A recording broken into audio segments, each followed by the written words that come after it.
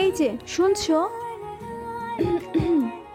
হুম, তোমাকেই বলছি, আমাদের চ্যানেলটি সাবস্ক্রাইব করে দাও না প্লিজ।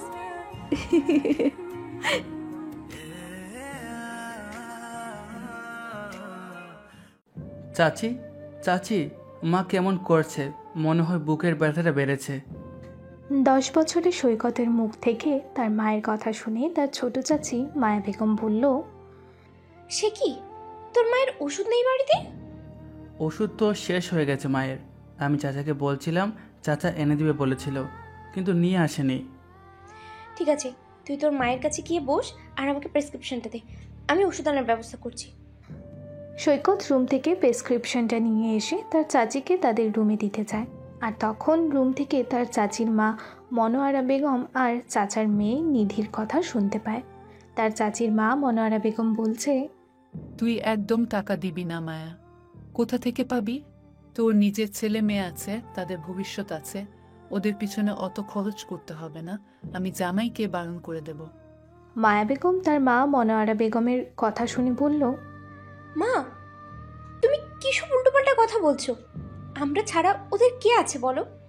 আমার ছেলে মেয়ের থেকে ওর অধিকার অনেক বেশি আছে এই সম্পত্তির উপরে।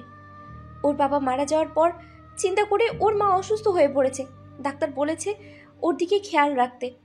আর তুমি এই কথা বলছো? ওরা তো আমাদের নিজেদের। তুমি তো জানো আমার বিয়ের আসর থেকে বর উঠিয়ে নিয়ে চলে গিয়েছিল। ওই আপুই আমাকে এই বাড়ির বউ করে নিয়ে এসেছে। আমি কি করে ভুলে যাব সেই কথা? এতটা নেমোখারাম নই আমি। মায়া বেগমের কথা শুনে তার ছোট্ট 7 বছরের মেয়ে নিধি বলল, মা, তোমার কাছে পয়সা চাইলে তুমি আমাকে দাও না, অথচ বড় ভাইয়া কিছু বললে তুমি তাকে দাও। আজকে বড় মার শরীর খারাপ, তুমি বলছো ওষুধ এনে দেবে। মেয়ের মুখে এই কথা শুনে মায়া বেগম বলল, ছি মা, এ কথা বলতে নেই। আমি তোমাকে তো পয়সা দেই। নানি বলেছে বড় মার পিছনে আর টাকা খরচ করতে বাবাকে বারণ করবে। মেয়ের মুখে এই কথা শুনে মায়া বেগম খুব রেগে যায় আর তার মা মনোয়ারার উদ্দেশ্য করে বলে, মা, নিধি এখন ছোট, ওর মাথায় এসব ঢুকিও না। আমরা বড়রা নিজেদের মধ্যে সব আলোচনা করব। ওর মধ্যে কেন এসব ঢুকাচ্ছ? তুই এখান থেকে যা নিধি। আর শোন, তোর ভাইয়া রাজু যেমন তোর নিজের ভাইয়া, সৈকত ভাইয়াও নিজের। তাই নিজের ভাইয়াকে যেমন ভালোবাসিস, বড় ভাইয়া সৈকত ভাইয়াকে সেই রকমই শ্রদ্ধা করবি। আর নানি কি বলছে এসব কথায় কান দিবি না। মায়ের কথা শুনে ছোট নিধি সেখান থেকে চলে যায়। মেয়ে চলে গেলে মনোয়ারা বেগমকে উদ্দেশ্য করে মায়া বেগম বলে, মা, তোমার বয়স হচ্ছে, তবু তোমার স্বভাব পাল্টাচ্ছে না। তুমি আমার বাড়িতে এসে অশান্তি পাকাচ্ছ। তুমি কি সেই সব দিনগুলোর কথা ভুলে গেছো? আমি কিন্তু ভুলে যাইনি। কি করে ভুলে যাব? ওই আপু আমার সম্মানহানি থেকে আমাকে রক্ষা করেছিল। আমি বেইমান হতে পারবো না মা। তুমি আমাকে আটকাবে না, আর আমার সংসারে কোনো রকম অশান্তি করার চেষ্টা করবে না। কথাটা বলে মায়া বেগম সেখান থেকে চলে যায়। মায়া বেগম চলে গেলে মনোয়ারা বেগম সৈকতের রুমে ঢোকে আর তার মা কিটি বেগমকে উদ্দেশ্য করে বলে, এই, তুই কবে মরবি রে? এত লোকের মরণ হচ্ছে আর তোর কেন হচ্ছে না? তুই এই সংসারে জ্বালাবি বলে কি এখনো বেঁচে আছিস? কথাটা বলে কিটি বেগমের গলাটা টিপে ধরে মনোয়ারা বেগম। সাথে সাথে সৈকত সেখান থেকে ছুটে আসে আর মনোয়ারা বেগমকে ঠেলে সরিয়ে দেয়। আচমকা ঠেলে দেয় মনোয়ারা বেগম পড়ে যায়। সৈকত মনোয়ারা বেগমকে উদ্দেশ্য করে বলে, নানি, তুমি কি করছিলে? কি করছিলাম? আমি সবাইকে বলবো তুই আমাকে ঠেলে ফেলে দিয়েছিস। আর কি জন্য ফেলেছিলে সেটা বলবে না? কি করেছি কি আমি? তোর চাচা বাড়ি আসুক, এই বাড়ি থেকে তোকে যদি না তাড়ায় আমার নাম মনোয়ারা বেগম নয়। তুমি আমার মাকে গলা টিপে মারার চেষ্টা করবে আর আমি বুঝি দাঁড়িয়ে দাঁড়িয়ে দেখব? কিছুক্ষণ পর সৈকতের চাচি মায়া দেবী ও চাচা রশিদ আহমেদ বাড়িতে আসে। ওদেরকে দেখে মনোয়ারা বেগম কান্নায় ভেঙে পড়ে আর বলে, আমি আর এখানে থাকবো না রশিদ, আমাকে আমার বাড়িতে পাঠানোর ব্যবস্থা করো। শাশুড়িমার কান্না শুনে জামাই রশিদ আহমেদ বলে, কেন, কি হয়েছে মা? এখানে তো আপনার কোনো অসুবিধা হচ্ছে না, তাহলে আপনি চলে যাওয়ার কথা বলছেন কেন? জামাইয়ের কথা শুনে শাশুড়ি মনোয়ারা বেগম নিধিকে ইশারা করে দেয় কি বলতে হবে। ছোট নিধি তার বাবাকে বলে, বাবা, আজকে সৈকত ভাইয়া নানিকে ঠেলে ফেলে দিয়েছে। নানি কোমরে ব্যথা পেয়েছে, সেই কারণে নানি আর এখানে থাকতে চাইছি না। রশিদ আহমেদ জানে তার শাশুড়িকে সৈকত পছন্দ করে না। ছোট নিধির কথা সে বিশ্বাস করে সৈকতকে খুব মারধর করে। মায়া বেগম ছুটে আসে আর বলে, তুমি ছোট মেয়েটার কথা শুনে ওকে মারতে শুরু করে দিলে? আগে ও কি করেছে জিজ্ঞেস করো। মায়া বেগমের কথা শুনে রশিদ আহমেদ রেগে যায় আর বলে, তুমি একদম কথা বলবে না। তোমার আশকারাতে ও এত বার বেড়েছে। ও নিশ্চয়ই কিছু অন্যায় করেছে, সেটা মা দেখেছে, তাই মাকে ঠেলে ফেলে দিয়েছে। জামাইয়ের কথা শুনে শাশুড়ি মনোয়ারা বেগম কাঁদতে কাঁদতে বলে, হ্যাঁ বাবা, তুমি ঠিকই বলেছ। তখন সৈকত চিৎকার করে তার চাচাকে উদ্দেশ্য করে বলে, না, উনি ঠিক বলেনি। উনি আমার মায়ের গলা টিপে ধরেছিলেন, তাই আমি উনাকে ঠেলে ফেলে দিয়েছি। সৈকতের কথা শুনে রশিদ আহমেদ বলে, কিন্তু নিধি যে বলল নানিকে ঠেলে ফেলে দিয়েছে। মায়া বেগম নিজের স্বামীকে উদ্দেশ্য করে বলে, কোনো কিছু জিনিস নিজের চোখে না দেখে বিশ্বাস করবে না। তুমি তো জানো আমার মা আপুকে দেখতে পারে না, তাহলে তুমি কি করে বিশ্বাস করলে? আর নিধি তো ছোট মেয়ে, ওকে যেভাবে শেখাবে ও তো সেভাবেই বলবে। নিজের স্ত্রীর দিকে তাকিয়ে রশিদ আহমেদ সৈকতের দিকে তাকালো। দেখলো সৈকতের চোখে জল। সে কিছু না বলে সৈকতে মাথায় হাত বুলিয়ে সেখান থেকে চলে গেল। নিধি তখন তার মাকে বলছে, তুমি আমার মা নও? আমার দুই ভাই বোনের থেকে তুমি সৈকত ভাইয়াকে বেশি ভালোবাসো? তুই এখন ছোট নিধি, তুই কিছু বুঝবি না। তুই এসব নিয়ে কথা বলবি না। তুই এখন খেয়ে পড়তে বস। সৈকত আহমেদ আমাদের গল্পের নায়ক। তার বয়স এখন 12 বছর। কিছুদিন আগে তার বাবা বাইক দুর্ঘটনায় মারা যায়। স্বামীর মৃত্যু মেনে নিতে পারে না তার মা। তারপর থেকেই তিনি আস্তে আস্তে অসুস্থ হয়ে পড়ে, মানসিক ডিপ্রেশনে চলে যায়।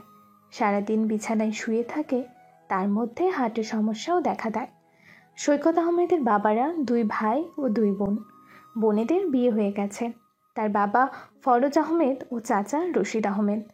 তাদের জমি জায়গা আছে, পারিবারিক ব্যবসা আছে যা তার চাচা দেখাশোনা করে। তার চাচি মায়া বেগম সৈকতের মায়ের নিজের চাচাতো বোন। মায়া বেগমের বিয়ে ঠিক হয় অন্য জায়গায়, কিন্তু বিয়ের আসর থেকে বরকে তুলে নিয়ে যায়। তাদের কাছে খবর যায় মায়া বেগমের কিছু সমস্যা আছে। মায়া বেগমের মুরগি রোগ আছে, সে নাকি মাঝে মাঝেই অজ্ঞান হয়ে যায়। এই খবর কে রটায় তা জানা যায় না। সৈকতের মা সেই বিয়েতে দাওয়াত পেয়ে গিয়েছিল, সাথে তার স্বামী, দেওর ও ছেলেও ছিল। ছেলে সৈকত তখন 2 বছর বয়স। সবাই যখন চিন্তা করছে কি হবে, তখন সৈকতের মা কিতি বেগম বলে, চিন্তা করতে হবে না, আমার দেওর আছে, ও মায়াকে বিয়ে করবে। তারপর কথা মতো রশিদ আহমেদের সাথে মায়া বেগমের বিয়ে হয়। মায়া বেগমের মা মনোয়ারা বেগম সৈকতের মা কিতি বেগমকে দেখতেই পারত না। কিতি বেগম অতটাও সুন্দর ছিল না, অথচ তার ভালো ঘরেও বিয়ে হয়। কিতি বেগম খুব শান্ত স্বভাবের মহিলা ছিলেন, সবার সাথে হাসি মুখে কথা বলতো, তাই অতি সহজেই মানুষের মন সে জয় করতে পারত। কিন্তু স্বামী মারা যাওয়ার পর সে যেন নীরব হয়ে যায়, তার কথা বলার শক্তি হারিয়ে যায়, সব কিছু থেকে সে উদাসীন হয়ে থাকতো। আর মায়া বেগম যথেষ্ট সুন্দরী, কিন্তু কে মিথ্যা বদনাম করে আর মায়া বেগমের বিয়ে ভেঙে যায়। শেষে কিতি বেগমের জন্য তার মেয়ের বিয়ে হয়। সবাই কিতি বেগমের নাম করলে মায়া বেগমের মা মনোয়ারা বেগম কিতিকে দেখতেই পারে না, আর কিতির ছেলে হবার জন্য সৈকতকে সে দেখতে পারে না। মায়া বেগমের 2 ছেলে মেয়ে, ছেলে রাজু, মেয়ে নিধি। তারা এখন ছোট, তবু তাদের মনে এখন থেকে মনোয়ারা বেগম বিষ ঢালছে। এর কিছুদিন পর সৈকতের মা কিতি বেগম মারা যায়। মায়ের মৃত্যুতে সৈকত খুব ভেঙে পড়ে। তার চাচি তাকে সান্ত্বনা দেয় এবং মায়ের মতো তাকে আগলে রাখে। দেখতে দেখতে কেটে গেল আরও কয়েকটা বছর। সৈকত এবছর গ্রামের স্কুল থেকে মাধ্যমিক পরীক্ষা দিয়েছে। একদিন সে তার চাচাকে বলে, চাচা, আমার মাধ্যমিক পরীক্ষা হয়ে গেছে। আমি তো এখন বাড়িতেই বসে আছি। আমার ইচ্ছে আমি কম্পিউটার শিখব, আর আমাকে একটা কম্পিউটার কিনে দিবে। তুমি একটু ব্যবস্থা করে দিলে খুব ভালো হয়। সৈকত, এটা আবার বলতে হবে? আমি ব্যবস্থা করে দেব। সামনে ফকরুলের দোকানের পাশে একটা কম্পিউটার সেন্টার হয়েছে, তাহলে আমি ওদের সাথে কথা বলবো। হ্যাঁ চাচা, তুমি কথা বলো, এখন কম্পিউটার না জানলে কিছু করা যাবে না। ওরা যখন কথা বলছিল ঠিক তখন মনোয়ারা বেগম তার জামাইকে উদ্দেশ্য করে বলে, শুধু ওর কথা ভাবলে হবে, নিধি রাজু ওদের জন্য তো ব্যবস্থা করতে হবে। মা, ওরা মাধ্যমিক পরীক্ষা দিক, তারপর ওদের ব্যবস্থা করে দেবে। সৈকত তখন বড় হয়ে গেছে, ওর একটা প্রয়োজন। কিছুদিন পরে নিধি মাধ্যমিক পরীক্ষা দেবে, তারপর ওকে কিনে দেবে। তারপর রশিদ আহমেদ কম্পিউটার সেন্টারের সাথে কথা বলে সৈকতকে ভর্তি করে দেয়।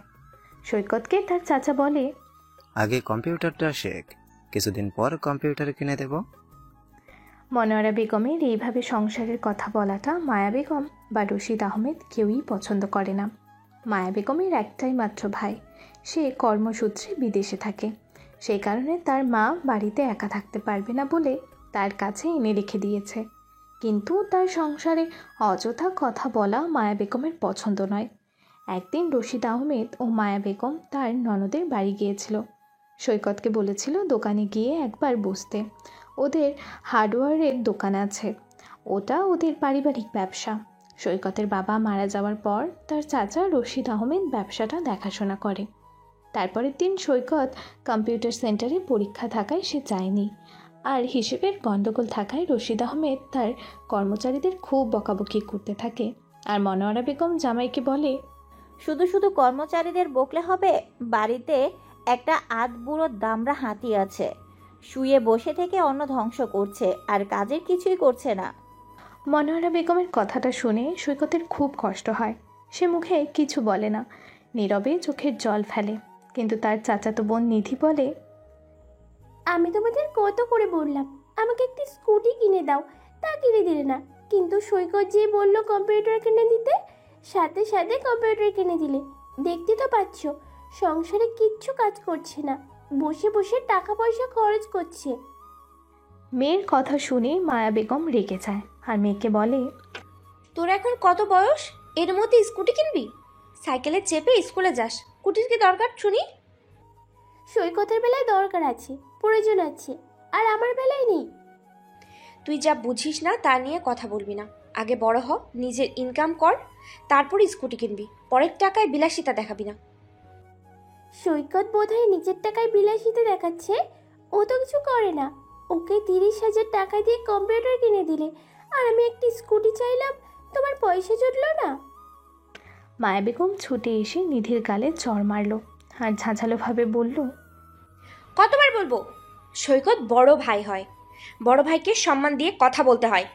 তোর কি নাক লজ্জা বলতে কিছু নেই? আর তুই বলছিস এই সংসারে তোদের থেকে ওই সৈকতের সম্পত্তি অনেক বেশি। তাই বলছি আমি, যা বুঝিস না তা নিয়ে কথা বলিস না। চুপচাপ পড়াশোনায় মন দিয়ে জীবনে কিছু একটা করার চেষ্টা কর। নানির কুটিলতা তোর জীবনে যেন শেষ বয়ে না নিয়ে আসে। একটা সময় দেখবি নানির কথা শুনে তোর জীবনটা শেষ হয়ে যাচ্ছে। তাই বলছি, ইনকাম করবি আর নিজের ইচ্ছেগুলো, নিজের স্বপ্নগুলো সেই টাকায় পূরণ করবি। মেয়ের কথায় নিধি রেগে গিয়ে বলে, তুমি আজকে ওই ছেলেটার জন্য আমার গায়ে হাত তুললে? আমি ওকে শান্তিতে এই বাড়িতে থাকতে দেব না। দেখো আমি আজকে কি করি।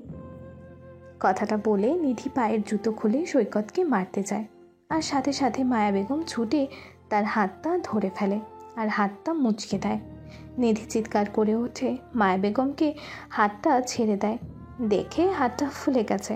মায়া বেগম সাথে সাথে জল দিতে গেলে নিধি তার মায়ের হাত সরিয়ে দিয়ে সেখান থেকে চলে যায়। সৈকত বুঝতে পারে নানি ও তার নাতনি মিলে কিছু ষড়যন্ত্র করছে, তাই সে চাচিকে বলে, চাচি, আর অশান্তি করতে হবে না, তুমি নিধিকে কিছু বলো না, কাল সকালে আমি এ বাড়ি ছেড়ে চলে যাব। সৈকতের কথা শুনে মায়া বেগম বলল, তুই কি বলছিস? সৈকত চলে যাবে মানে? এটা তোর বাড়ি?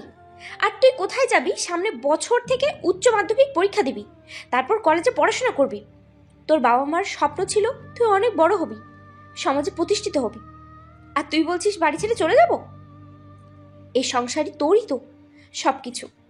আমরা তো শুধু দেখাশোনা করছি, নিধি তো কিছু জানে না, তাইও চেঁচাচ্ছে। এখন ছোট, তাই ওর কথা কিছু মনে করিস না।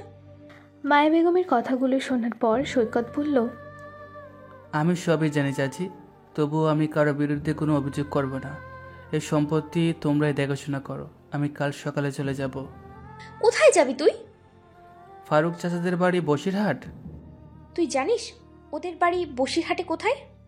আমি খুঁজে বের করে নিব, তুমি চিন্তা করো না। আর কাউকে কিছু বলার দরকার নেই। আমি ওইখানে গিয়ে স্কুলে ভর্তি হব। পড়াশোনা তো আমাকে করতেই হবে। আমার অনেক স্বপ্ন আছে, সেগুলো পূরণ করতে হবে। শিক্ষা ছাড়া জীবনে এগোবো কী করে? দেখ, তুই বড় হচ্ছিস, তাই আমি তোকে কিছু বলবো না। তবে যদি কখনো মনে হয় তুই ফিরে আসবি, তো সব কিছু প্রাপ্য তুই পেয়ে যাবি। তোর অধিকার থেকে তোকে কখনো বঞ্চিত করব না। আমার এই অবুঝ মেয়ে কেন বুঝলো না আমি জানি না। তোকে কেন বড় ভাইয়ের দরজা দিতে চাইছে না, আমার মায়ের কারণে। তবে যাই হোক, তুই যা ভালো বুঝিস তাই কর। তুই বড় হ, মানুষ হ, সমাজে প্রতিষ্ঠিত হ, বাবা মার স্বপ্ন পূরণ কর। আল্লাহর কাছে এই দোয়া করি। তারপরের দিন খুব ভোরেই সৈকত বসিরহাটে তার বাবার বন্ধুর বাড়ি চলে যায়। বাড়ি থেকে তাড়াতে পেরে নিধি ও তার নানির মুখে হাসি দেখা যায়।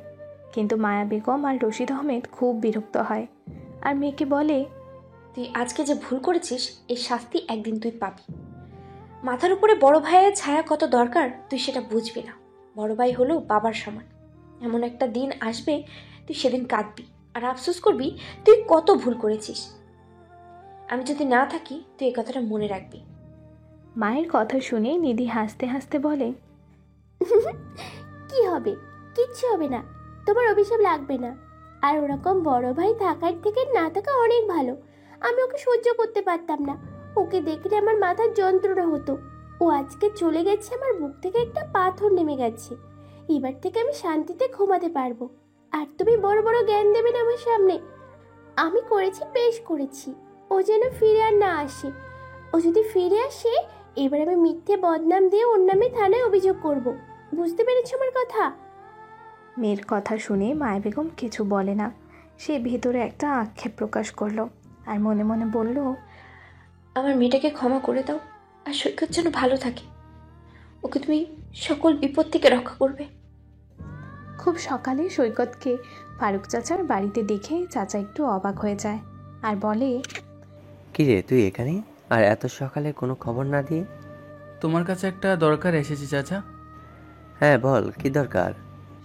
তারপর সৈকত ফারুক চাচাকে সমস্ত ঘটনা খুলে বলে। তার সাথে নিধি কেমন ব্যবহার করতো সব শোনার পর ফারুক চাচা বলল, সব ঠিক আছে, কিন্তু তুই বাড়ি ছেড়ে চলে এলি কেন? ওখানে তোর অধিকার আছে। তোর বাবার তোর চাচার থেকেও বেশি সম্পত্তি আছে। তুই জানিস কি সেটা? তোর বাবা বিজনেস করেও নিজের নামে 5 বিঘে জমি কিনেছে। ওই রোডের গায়ে তার এক পাশে দোকান আছে, আর এক পাশে যে জায়গাটা পড়ে আছে ওর পুরোটাই তোর বাবার নামে। ওটা তোর বাবা নিজের পয়সায় কিনেছে, তোর দাদুর সম্পত্তি নয়। তাই তোর চাচার কোনো অধিকার নেই। তোর বাবা আমার বন্ধু ছিল, ও আমাকে সব কিছু বলতো। কিন্তু হঠাৎ যে তোর বাবা এইভাবে মারা যাবে আমি ভাবতেও পারিনি। ফারুক আলীর কথা শুনে সৈকত বলল, চাচা, সম্পত্তির বিষয়ে আমি কিছু জানি না, আর এই মুহূর্তে জানার ইচ্ছা নেই। এখন আমি আমার কেরিয়ার তৈরি করতে চাই। তুমি কিছু একটা ব্যবস্থা করে দাও যাতে আমি হোস্টেলে থেকে আমার পড়াশোনা কমপ্লিট করতে পারি। তুমি তো বলেছিলে তোমার এক বন্ধু আছে, সে স্কুল টিচার। শিক্ষার সাথে যুক্ত তোমার অনেক লোকের সাথে জানাশোনা আছে। তাই তোমাকে বলছি, তুমি ব্যবস্থা করে দাও। আমি এই মুহূর্তে বাড়িতে ফিরে যাব না।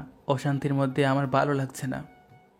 সৈকতের কথা শুনে ফারুক আলী বলল, দেখ, আমি একটা কথা বলছি, তোকে বাড়ি ফিরে যেতে হবে না। তুই বরং আমার বাড়িতে থাক, আর এখান থেকে উচ্চ মাধ্যমিক পাশ কর। আমি সব ব্যবস্থা করে দিচ্ছি। এখানে একজন স্কুল টিচার আমার খুব ঘনিষ্ঠ বন্ধু। আশা করি সমস্যা হবে না।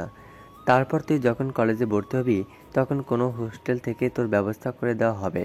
তুই এখান থেকে তোর পড়াশোনা কমপ্লিট করবি। তুই বুঝতে পারছিস আমি কি বলছি?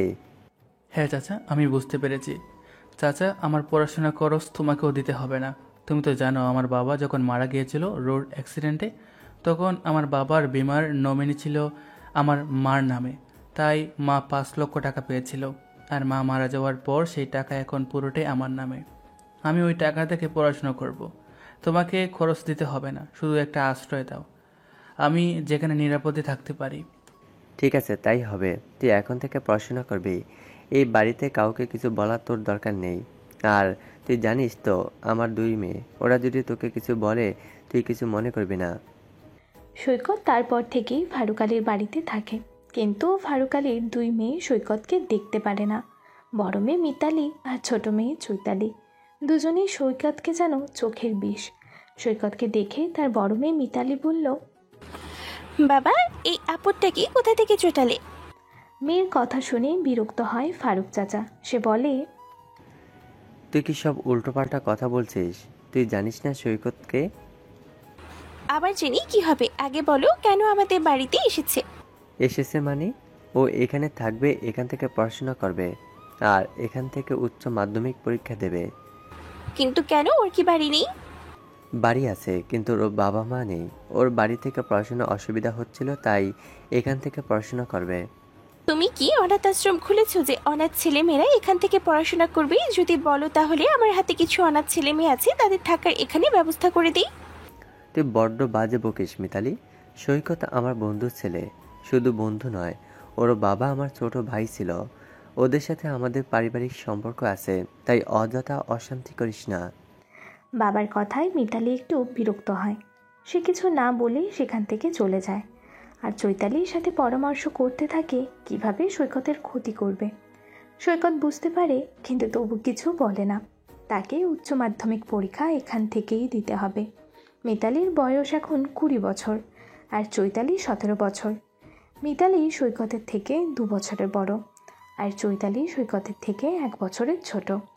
মা জানো, মিতালি আপুদের বাড়ি একটা কি সুন্দর ভাইয়া এসেছে।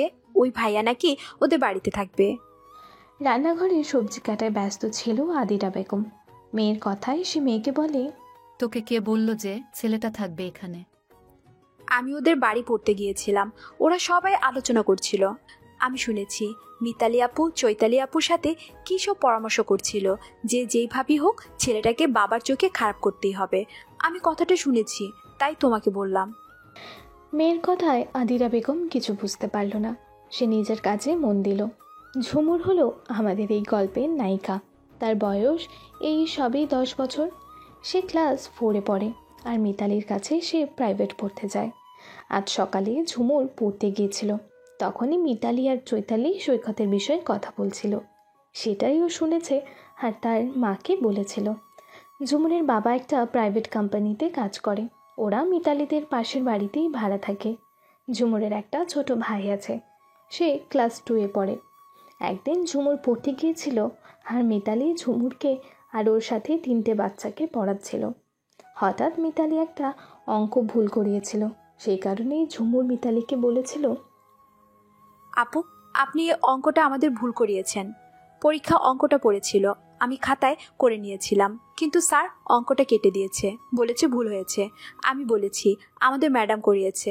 স্যার বলল তোমাদের ম্যাডাম ভুল শিখিয়েছে, এই কারণে স্যার আমার শাস্তি দিয়েছে। ঝুমুরের কথা শুনে মিতালি বলল, ঠিক করেছে, স্যার তোকে মেরেছে। আমি ভুল করিনি, ভুলটা তোর ছিল, তুই সঠিক অঙ্কটা করতে পারিসনি। না আপু, দেখুন আপনি যেভাবে শিখিয়েছিলেন আমি সেইভাবেই করেছি। আমি তো ভুল করিনি, আপনি ভুল করেছেন। ঝুমুরের কথায় মিতালি রেগে যায় আর বলে, মুখে মুখে তর্ক করছিস? ভুল তুই করেছিস আর আমার নামে মিথ্যে কথা বলা? কথাটা বলে মিতালি কাঁচা কঞ্চি দিয়ে ঝুমুরকে খুব মারে। ঝুমুর চিৎকার করে কাঁদতে থাকে। সে শুধু একটাই কথা বলে, আপনি যেভাবে শিখিয়েছিলেন আমি সেই রকম খাতায় করেছি, আমি ভুল করিনি। মিতালি তারপরও মারে। কিছুক্ষণ পর ছুটি দিয়ে দেয়। সৈকত রুম থেকে সব শুনতে পায়। যেই পথ দিয়ে ঝুমুর বাড়ি যায় সেই পথে সৈকত তাদের পিছু নেয় আর ঝুমুরকে বলে, কই গো শুনছো? আমি তোমায় বলছি, তোমার সাথে আমার কিছু কথা আছে, একটু দাঁড়াবে? মিষ্টি কণ্ঠস্বরে ঝুমুরের পথ চলা বন্ধ হয়ে যায়। তার বুকের ভেতর নিঃশ্বাস স্তব্ধ হয়ে যায়। সে বুঝতে পারে না এই শোনো কথাটার মধ্যে কী আছে, এত সুন্দর কেন। এই কথাটা তার 10 বছরের কিশোরী মনে ঝড় ওঠায়। সে বুঝতে পারে না কিসের অনুভূতি। সে কিছুক্ষণ দাঁড়িয়ে থাকে।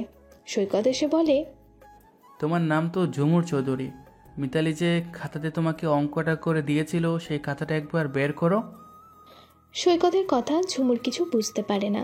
সে সৈকতের দিকে একবার তাকিয়ে চোখ নামিয়ে নেয়। তারপর আস্তে আস্তে ব্যাগ থেকে খাতাটা বের করে দেয়।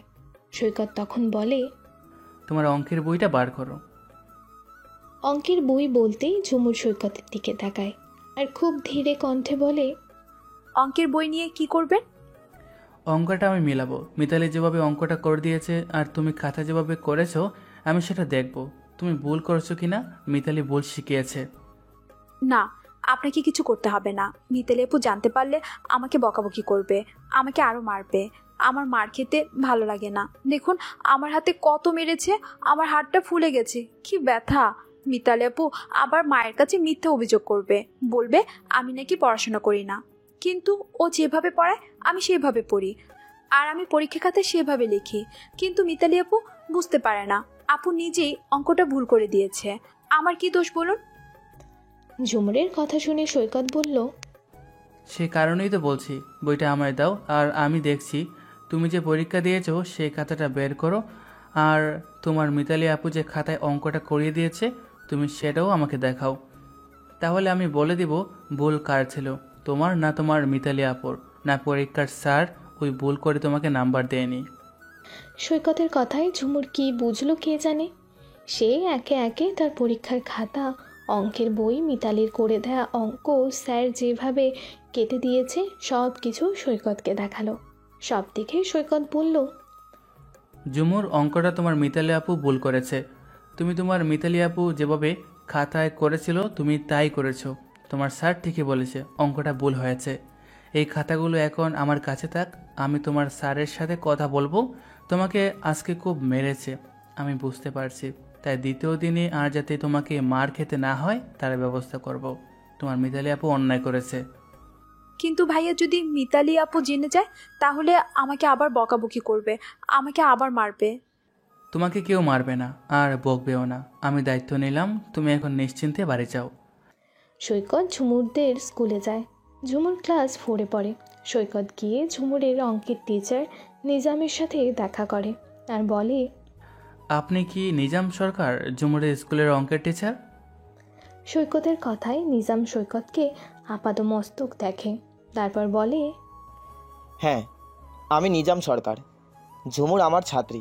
কি হয়েছে বলুন? তারপর সৈকত ঝুমুরের বই খাতা, পরীক্ষা খাতা, মিতালি দেয়া অঙ্ক সব কিছু বের করে নিজামকে দেখায় আর বলে, দেখুন এই অঙ্কটা মিতালি খাতায় করে দিয়েছিল।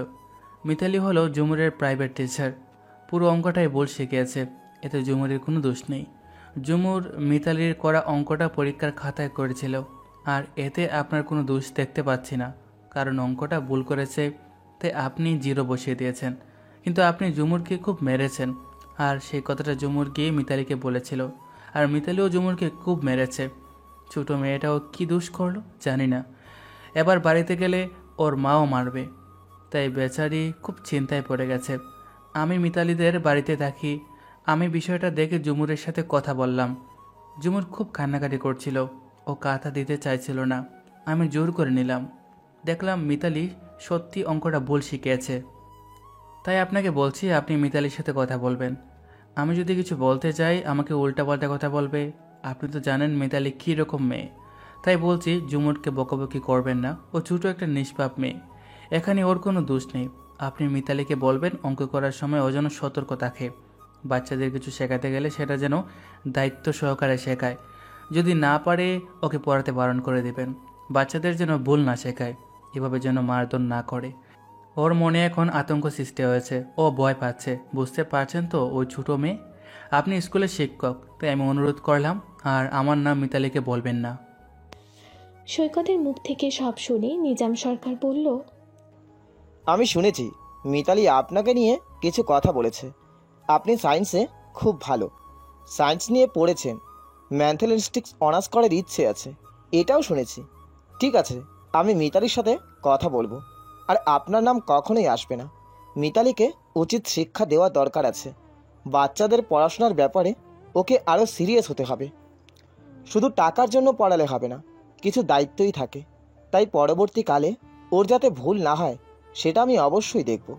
আপনি নিশ্চিন্তে থাকতে পারেন। আমি আপনার সম্পর্কে শুনেছিলাম, কিন্তু আজ আপনাকে সামনাসামনি দেখলাম, খুব ভালো লাগলো। আমার নাম নিজাম সরকার, আমি প্রাইভেট স্কুলে পড়াই, সেই সাথে আমি একটা কোচিংয়েও চাকরির প্রস্তুতি নিচ্ছি। মিতালি আমার ভালো বন্ধু। মিতালি আর ওর বোন চৈতালি, ওরা দুজনেই অহংকারী মেয়ে। তবে চৈতালিকে বললে শোনে, মিতালি তাও শোনে না। আপনাকে কেন পছন্দ করে না জানে না। আমার তো আপনাকে বেশ ভালো লেগেছে। রাতের দিকে মিরাজ সরকার মিতালিকে ফোন করে আর বলে, মিতালি, তোমার সাথে আমার কিছু কথা আছে, যদি অনুমতি দাও তাহলে বলতে পারি। এভাবেই কথা বলছো কেন? কি এমন কথা বলবি যে অনুমতি চাইছো? তুমি আগে আমার কথা মন দিয়ে শোনো, তারপর কথা বলবে। ঠিক আছে, কথা বলো। মিতালির কথায় হাসতে হাসতে নিজাম বলল, কালকে বিকেলে দেখা করো, সামনাসামনি হলে সব বলবো। কেন গো, আমাকে দেখতে ইচ্ছে করছে? যদি বলি হ্যাঁ, তাহলে দেখা করছো? অবশ্যই দেখা করব। ভবিষ্যতের জীবন সঙ্গীর সাথে দেখা করতে কার না ইচ্ছে করে। আমাকে কালকে কিন্তু তুমি পেট ভরে ফুচকা খাওয়াবে আর আমাকে একটা গিফট কিনে দিবে, যেটা আমি দেখে এসেছি পয়সার জন্য কিনতে পারিনি। তুমি কাল আমায় নিয়ে দেবে, মাত্র 600 টাকা দাম, এমন কিছু নয় আছে যে তোমার কাছে টাকাটা। মিতালির কথা শুনে নিজাম বলল, হ্যাঁ আছে, কিনে দেব। তাহলে কাল দেখা হচ্ছে, এখন রাখছি, গুড নাইট। মিতালি ও নিজাম ওরা দুজন দুজনকে ভালোবাসে। শুধু নিজাম ভালো চাকরি পাচ্ছে না বলেই ওদের বিয়ে হচ্ছে না। নিজাম একটা প্রাইভেট স্কুলে পড়ায়, তাই নিজাম মিতালিকে অপেক্ষা করতে বলেছে। কথা মতো তার পরের দিন বিকালে মিতালি নিজামের সাথে দেখা করে আর বলে, কি গো, কাল যে তুমি দেখা করতে বললে, কি বলবে? তোমার চাকরির খবর কি? আর কদিন আমি অপেক্ষা করবো? মিতালির কথা শুনে নিজাম বলল, আর অপেক্ষা করতে হবে না, খুব তাড়াতাড়ি ভালো খবর পাবে। এবার ইন্টারভিউ ভালো হয়েছে, আশা করি রেজাল্টও ভালো আসবে। তার আগে তোমার সাথে আমার কিছু কথা আছে। হ্যাঁ বলো, কি বলবে? দেখো, মানুষ মাত্রই ভুল করে, আবার কেউ যদি ভুল সংশোধন করে আমার তাকে খুব ভালো লাগে। তাই তোমাকে কিছু কথা বলছি। তুমি তো জানো আমি একটা প্রাইভেট স্কুলে পড়াই, আর তোমার ছাত্রী ঝুমুর যে তোমার কাছে প্রাইভেট পড়ে, ও আমার স্কুলের ছাত্রী। পরীক্ষার একটা অঙ্ক দিয়েছিলাম, যেটা ঝুমুর ভুল করেছে। আমি ঝুমুরকে মেরেছিলাম, ও বলেওছিলাম আমাদের প্রাইভেট ম্যাম মিতালি আপু আমাকে এইভাবে শিখিয়েছে, আর সেভাবে আমি খাতায় করেছি। তারপর শুনলাম তুমি নাকি ঝুমুরকে মেরেছ। তুমি খুব অন্যায় করেছ। ঝুমুর একটা বাচ্চা মেয়ে, ওর কোনো দোষ নেই। আমি দেখছি খাতাতে তুমি অঙ্কটা ভুল করেছ। আমি তোমার হাতের লেখা চিনি, তাই মেয়েটাকে মারা ঠিক হয়নি। জানি তুমি টিচার, তবুও তুমি অন্যায় করেছ। তাই বড় হয়েও ঝুমুরের কাছে ক্ষমা চেয়ে নেবে। আর দ্বিতীয় দিনে কিছু শেখানোর আগে তুমি সতর্ক থাকবে। কাউকে ভুল শিক্ষা দিও না, এতে ভবিষ্যৎ তোমারই ক্ষতি হতে পারে। কথাটা বলে নিজাম সমস্ত তথ্য প্রমাণ মিতালিকে দেখায়। সব দেখে মিতালি বলে, আমার প্রশ্ন একটা, নিজাম, ঝুমুর তো ছোট, ও তো এত কিছু তোমাকে বলতে পারবে না। আমার তো মনে হচ্ছে ভিতরে নিশ্চয়ই কেউ আছে যে এত তথ্য প্রমাণ তোমার হাতে তুলে দিয়েছে। কেউ দেয়নি মিতালি, ভুলটা ভুলই হবে। ঝুমুর আমাকে বলেছিল, আমি চেক করে দেখেছি। বিশ্বাস করো আর না করো তোমার ব্যাপার, আমার কিছুই করার নেই। তবে এবার তোমার সতর্ক হওয়া উচিত। তুমি যদি এভাবে ছাত্রছাত্রীদের ভুল শিক্ষা দাও, ভবিষ্যতে আমাদের বাচ্চাদেরও ক্ষতি হতে পারে। নিজাম হাসতে হাসতে কথাগুলো বলে, তাই মিতালি কিছু বলে না। সে চুপ করে ভাবনার জগতে চলে যায়। তা দেখে নিজাম বলে, এটা সামান্য ব্যাপার মিতালি, এতে এত ভাবার কিছু নেই। ঝুমুর আমাকে কথাটা বলার পর আমি চেক করে দেখেছি, আর কিছু নয়। মন দিয়ে পড়ো, ও ভবিষ্যতে কাজে লাগবে। এখন চলো, তোমাকে ফুচকা খাওয়াবো। আর তুমি কি গিফট কিনতে চেয়েছো, কিনে নেবে। তারপরের দিন ঝুমুর পড়তে এলে মিতালি ঝুমুরকে বলে, ঝুমুর, আমি একটা অন্যায় কাজ করে ফেলেছি, তাই তোর কাছে ক্ষমা চাইছি। তুই আমাকে ক্ষমা করে দে। আমি ভবিষ্যতেই ভুল হবে না। আমি চেষ্টা করবো তোকে সঠিক শিক্ষা দেওয়ার। যেদিন মারা শুরু, সরি ঝুমুর। ঝুমুর মিতালির কথা কিছু বুঝতে পারে না, তাই সে অবাক চোখে মিতালির দিকে তাকিয়ে থাকে। মিতালি ঝুমুরের গালটা টিপে বলে, আমি ভুল করে ফেলেছি, তোর কোনো দোষ ছিল না। অঙ্কটা আমি ভুল শিখিয়েছি আর তুই তা প্র্যাকটিস করেছিস আর সেভাবে খাতায় করেছিস, তাই স্যার তোকে 0 বসিয়ে দিয়েছে। আর এই ভুল হবে না, এবার থেকে আমি সকলকে সঠিক শেখাবো। তোর মন খারাপ করতে হবে না। আমি তোর মাকে কিছু বলবো না, কেমন? সত্যি বলছেন আপু? মাকে বলবেন না তো? আমি খুব ভয়ে ছিলাম, যদি আপনি মাকে বলে দিতেন তাহলে মা আমাকে আরও মারতো। ঝুমুর মিতালিদের বাড়ি পড়তে এসেছিল। ছুটির শেষে বাড়ি যাবার সময় সৈকতের সাথে দেখা হয়ে যায়। সৈকত ওকে কিছু খাবার কিনে দেয়। ঝুমুর খুব খুশি হয়। এভাবে কেটে গেল আরও কিছুদিন। ঝুমুরের সাথে সৈকতের খুব ভালো সম্পর্ক হয়ে গেছে। একদিন ঝুমুর সৈকতকে বলে, আপনি যে আমাকে এসব কিনে দেন, কোথায় টাকা পান? কেন গো ঝুমুর শোনা, আমার টাকা দিতে পারে না? আপনি তো অন্যের বাড়ি থেকে পড়াশোনা করেন, অন্যের আশ্রয়ে থাকেন, কোথা থেকে আপনি টাকা পাবেন? ঝুমুরের কথায় সৈকত হাসতে থাকে। সে হাসি থামিয়ে বলে, আমার টাকা আছে তাই তো তোমাকে এইসব কিনে দেই। তোমাকে আমার ভালো লাগে, তুমি খুব মিষ্টি মেয়ে। তোমাকে আমারও অনেক ভালো লাগে। সরি, তুমি বলে ফেললাম। সমস্যা নেই, তুমি আমাকে তুমি বলেই ডাকবে। তোমার মুখ থেকে তুমি শুনতে ভালো লাগে যে। কিন্তু মাঝে বলেছে যারা বড় তাদেরকে আপনি বলে ডাকতে হয়, আর যারা আমার নিজের লোক তাদেরকে তুমি বললে সমস্যা নেই। কিন্তু আমি তো আপনাকে চিনি না, এই তো কয়েকদিনের পরিচয়, কি করে তুমি বলবো? এই কয়দিনের নয় ঝুমুর, প্রায় 1 মাস হতে চললো আমাদের পরিচয় হয়েছে, তাই আশা করি সমস্যা হবে না তুমি বলে ডাকতে। তারপর কি জন্য বলছিলে? তোমার বান্ধবী তনু কি বলেছে? সৈকতের কথা শুনে ঝুমুর বলতে শুরু করলো, যখন তুমি আমাকে সেই দিন ডেকেছিলে, কই গো শুনছো, তোমার সাথে আমার কথা আছে। জানো, কথাটা শুনে সেই দিন তনু খুব হাসছিল, বলছিল বর নাকি বউকে এইভাবে ডাকে, ওই ভাইয়া কি তোর বর হয়? কথাটা শুনে আমার ওকে খুব রাগ ধরেছিল। আমরা তো এখন ছোট, বলো আমাদের কি করে বিয়ে হবে? আমাদের এখন পড়াশোনা করতে হবে, না হলে বড় হব কিভাবে? চাকরি করতে হবে, তবে তো আমরা বিয়ে করব। তবে জানো, আমার বাবা মাকে এভাবে ডাকে, আমার খুব ভালো লাগছিল তোমার এইভাবে ডাকায়। আমি কিচ্ছু মনে করিনি, কিছু তো ছিল তোমায় ওইভাবে আমাকে ডাকাতে, আমি ভুলতে পারিনি। মাঝে মাঝে ঘুমের মধ্যে আমি স্বপ্ন দেখি, আর তোমার মুখটা দেখি, কেউ যেন আমাকে ওইভাবে ডাকছে। কই গো শুনছো? ঝুমুরের কথা শুনে সৈকত বুঝতে পারে সেই ঝুমুরকে বলে, তোমার বান্ধবী তনুকে বারণ করে দেবে ওই সব কথা না বলতে, এসব বলতে নেই, এখন পড়াশোনা করতে হবে, ওই সব নিয়ে ভাববে না, ঠিক আছে? তুমি তো ভালো মেয়ে। তোমার তো সামনে পরীক্ষা, তুমি ভালো করে পরীক্ষা দিবে। ঠিক আছে, আর তুমিও ভালো থাকবে। কথাটা বলে সৈকত সেখান থেকে চলে যায়। আর ঝুমুর সৈকতের চলে যাওয়ার দিকে তাকিয়ে থাকে। এদিকে বাড়িতেও অশান্তি চলছে। মিতালি তার বাবাকে বলছে, তুমি তাহলে এতদিন এই সংসারে কি করেছো? মেয়েদের বিয়ের জন্য কোনো টাকা পয়সা রাখোনি কেন? কোনো রকম সোনার জিনিস আমাদের নেই, শুধু দুবেলা দুমুঠো ভাত খেতে দিলেই মেয়েদের মানুষ করা হয়ে যাবে। আমি তো মাধ্যমিকের পর থেকেই প্রাইভেট পড়িয়ে আমার টাকা থেকেই কলেজের খরচ চালাচ্ছি, তুমি তো কখনো দাওনি। আর আজকে শুধু সোনার গয়নার জন্য আমার বিয়েতে তুমি না বলছো? মেয়ের মুখে এই কথা শুনে ফারুক আলীর মুখটা ছোট হয়ে যায়। সে কিছু না বলেই বাড়ি থেকে বেরিয়ে যায়। আর বাবার নীরবতা দেখে মিতালি চিৎকার করে বলে, মেয়ের বিয়ের জন্য টাকা পয়সা রাখোনি, দিকে অনাথ ছেলেকে আশ্রম দিয়েছো। হ্যাঁ, তার বেলা কোথা থেকে খরচ আসছে? দুবেলা দুমুঠো খাওয়াতে যে পয়সা লাগে, তার উপর পড়াশোনার খরচ, পরের ছেলের জন্য এত দরদ, আর নিজের মেয়ের বেলার দরদ নেই। পাশের রুম থেকে সৈকত সব শুনতে পায়। কয়েক ঘন্টা পর সৈকত ফাঁকে বেরিয়ে দেখে একটা গাছতলায় ফারুক আলী গালে হাত দিয়ে বসে আছে। সে চাচার কাছে যায় আর বলে, চাচা, এখানে বসে কি ভাবছেন? ফারুক আলী একটু অন্যমনস্ক ছিল, সে সৈকতের কথা শুনতে পায়নি। সৈকত ফারুক আলীর কাঁধে হাত রেখে আর বলে, চাচা, আমি আপনাকে কিছু বলছি, আপনি কি নিয়ে এত ভাবছেন? কি ভাববো? আমি একজন অক্ষম পিতা যে নিজে মেয়েদের জন্য কিছু করতে পারেনি, আর কি করে করব?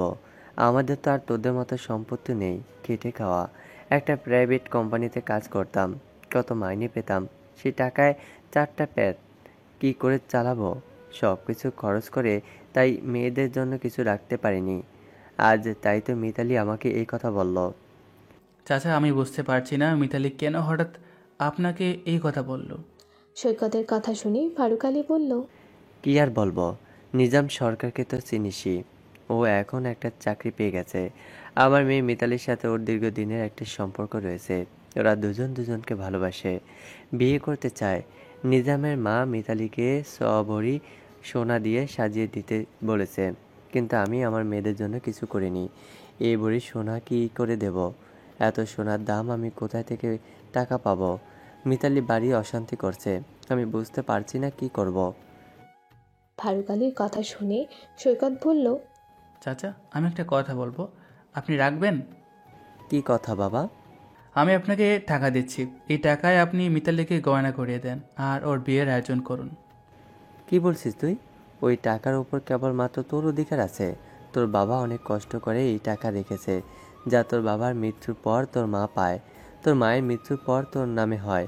তোর পড়াশোনার খরচ আছে, আমার মেয়ের বিয়ের জন্য তোকে টাকা খরচ করতে হবে না। না রে বাবা, এই টাকা আমি কোনোদিন তোর কাছ থেকে নিতে পারবো না। চাচা, মিতালি আমার সম্পর্কে আপু হয়, আমি ওর ভাই। এই বিপদে ভাই বোনের পাশে দাঁড়াবে না? আপনি কিছু মনে করবেন না, আমি পড়াশোনায় খরচ রেখে বাকি টাকা দেব। তারপর আমি একটা পার্ট টাইম জব নিয়ে নেব, আপনাকে চিন্তা করতে হবে না। আমার পড়াশোনার কোনো ব্যাঘাত ঘটবে না। এক ভাই থাকতে তার বোন শোনা না পড়ে শ্বশুরবাড়ি যাবে, এটা দেখতে কেমন লাগে? মেয়েদের গয়না হলো তার সবচেয়ে মূল্যবান জিনিস। সৈকতের কথায় আপত্তি করে না ফারুক আলী, শুধু বলে, আমি যদি কোনোদিন ফিরিয়ে দেই শিরিন কিন্তু না বলবি না। তারপর মিতালির সাথে নিজামের বিয়ে হয়। কথাটা ফারুক আলী আর সৈকত ছাড়া কেউ জানে না। মিতালি শ্বশুরবাড়ি চলে যায়। মিতালি চলে গেল, চৈতালি তাকে অপমান করতে ছাড়ে না। আস্তে আস্তে উচ্চ মাধ্যমিক পরীক্ষা হয়ে যায়। তারপর সে তার ফারুক চাচার কাছে বলে, চাচা, আমার পরীক্ষা হয়ে গেছে, আমি আর এখানে থাকতে চাই না। আমার একটা পাড়া সম্পর্কে মামা আছে, আমি কালকে তাকে ফোন করেছিলাম, সে আমাকে যেতে বলেছে। ওখানে থেকেই আমি কলেজে অ্যাডমিশন নেব আর হোস্টেল থেকে পড়াশোনা করব। সৈকতের কথায় ফারুক আলী বলে, কি আর বলবো, তুই সুখী হ, ভালো থাক। সৈকত স্টেশনে দাঁড়িয়ে আছে ট্রেন ধরবে বলে। ঠিক সেই সময় ঝুমুর তনুকে সাথে নিয়ে স্টেশনে আসে আর সৈকতকে দেখে বলে, তুমি চলে যাচ্ছ, আমাকে বলনি কেন? ভাগ্যিস তনু কথাটা শুনেছিল, তাই তো আমি ছুটে ছুটে এলাম তোমার সাথে দেখা করব বলে। ঝুমুরের কথায় সৈকত বলে, তোমাকে বললে কি করতে, আমাকে যেতে দিতে না? ঠিক তা নয়, তবে তুমি আমাকে বলতে পারতে। জানো আমার কত কষ্ট হচ্ছিল। কষ্ট হচ্ছিল কেন? তুমি কি আমায় ভালোবাসো? সৈকতের কথা শুনে ঝুমুর কিছুক্ষণ ভাবে। সেটা দেখে সৈকত বলে, কি গো, সমস্যা না? কি হলো, কথা বলছো না? আমি জানি না ভালোবাসা কাকে বলে, তবে তোমাকে আমার ভালো লাগে। যদি একদিন তোমাকে দেখতে না পাই আমার অনেক কষ্ট হয়। আমি মিতালি আপুদের বাড়ি পড়তে গিয়ে রোজ তোমাকে দেখতাম, আর তো আমি তোমায় দেখতে পাবো না, তাই তো আমার কষ্ট হচ্ছে। তোমার কোনো ফটো নেই, আমাকে একটা দেবে? ঝুমুরের কথায় সৈকত কিছু বুঝতে পারে না। সে বলে, আমার ফটো নিয়ে তুমি কি করবে? তোমাকে রোজ দেখব। কেন দেখবে? তা তো আমি জানি না, কিন্তু তোমাকে ভালো লাগে, তোমাকে আমি অনেক মিস করি, তাই বলছিলাম। সৈকত বুঝতে পারে ঝুমুরের অনুভূতি, তাই সে ঝুমুরকে বলে, কিছুদিন অপেক্ষা করো ঝুমুর, আমাদের আবার দেখা হবে।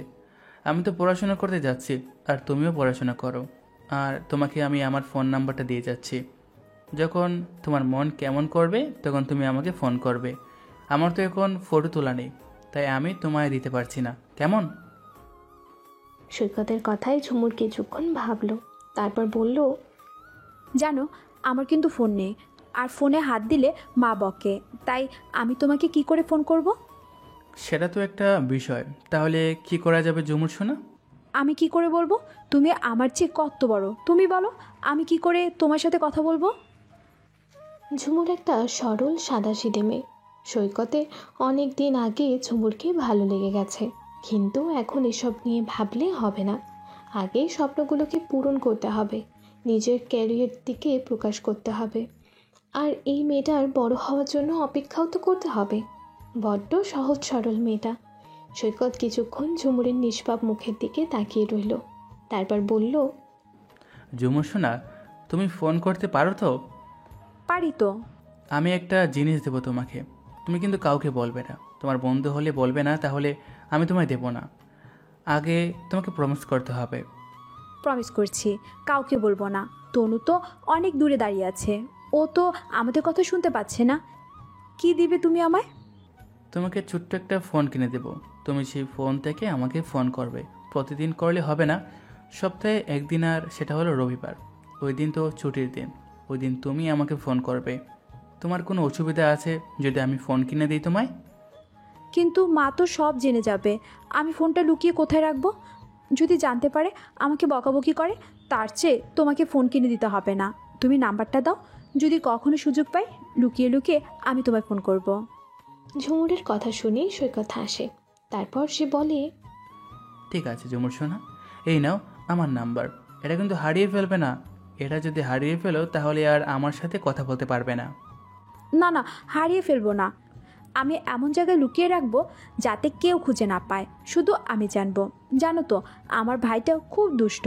ও যদি জানতে পেরে যায় তাহলে মাকে বলে দেবে, মা আমাকে বকবে। আমি ঠিক রেখে দেব। তুমি ভালো থাকবে আর সাবধানে থাকবে। তুমিও সাবধানে থাকবে। আমার যাবার ট্রেন চলে এসেছে।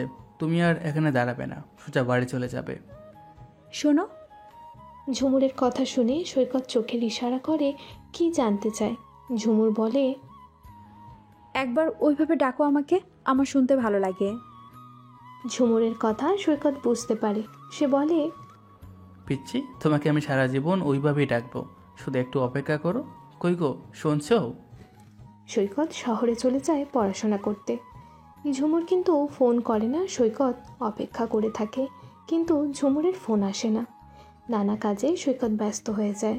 সে গ্র্যাজুয়েশন পড়ার সাথে সাথে একটা পার্ট টাইম জব করে। এইভাবে কেটে যায় 10টা বছর। সেদিনে সৈকত আজকে 30 বছরের যুবক। হ্যালো, আমি কি সৈকত আহমেদের সাথে কথা বলছি? সৈকত তখন ঘুমিয়েছিল। খুব সকালে ফোন বাজায়।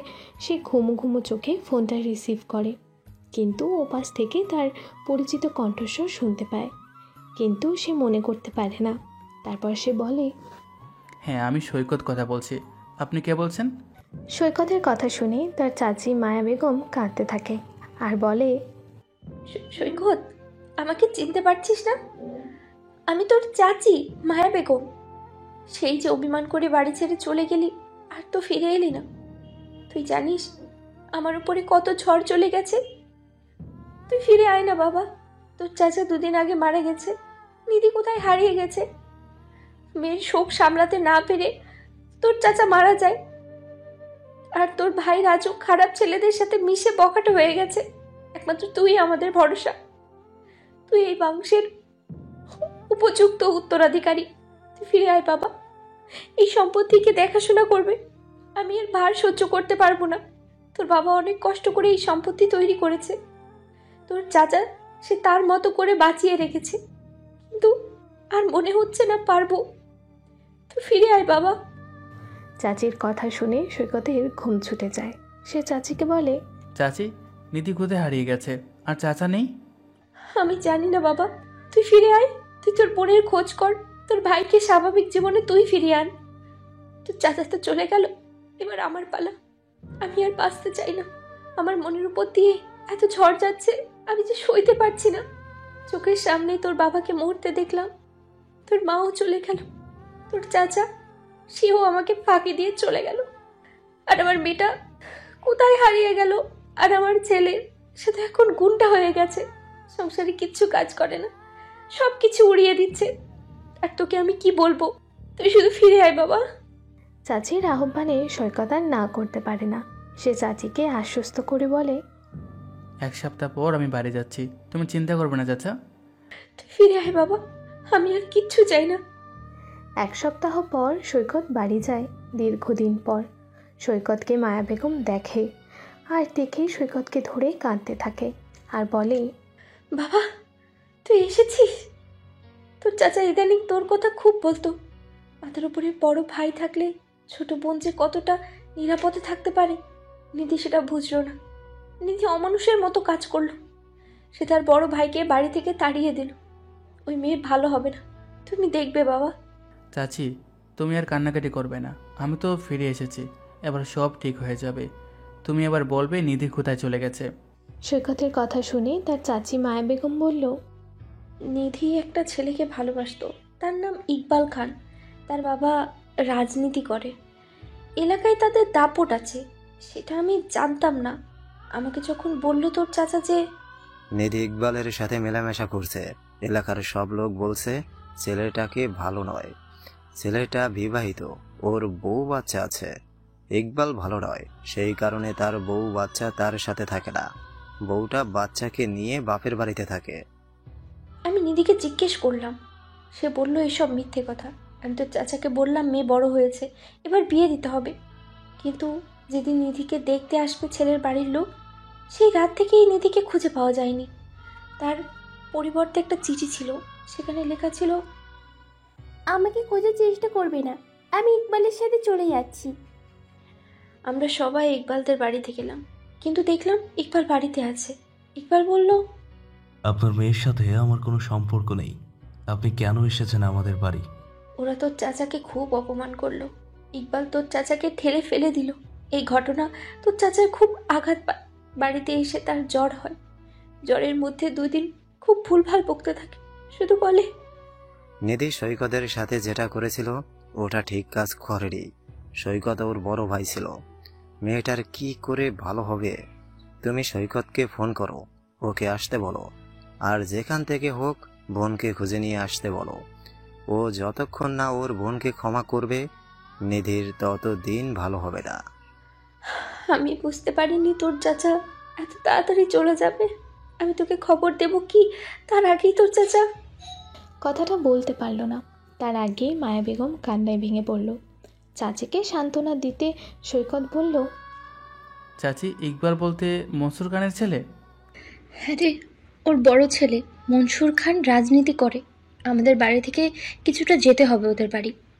নিধি যে চিঠি লিখে গিয়েছিল সেটা নিয়ে তোমরা থানায় যাওনি? কি করে যাব?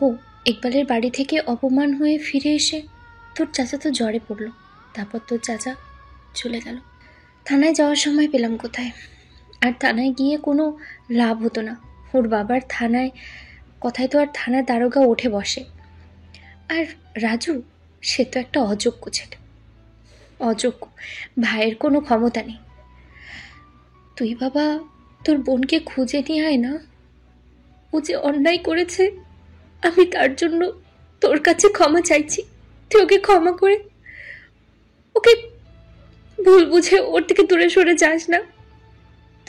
তুই তো শহরে থাকতিস, অনেক পড়াশোনা করেছিস, আমি জানি সেটা। তুই যোগাযোগ না রাখলেও ফারুক ভাইয়ের কাছ থেকে আমি খবর পেয়েছি। ভাই আমাকে ফোন নাম্বার দিয়েছিল, তাই তো তোকে ফোন করতে পারলাম।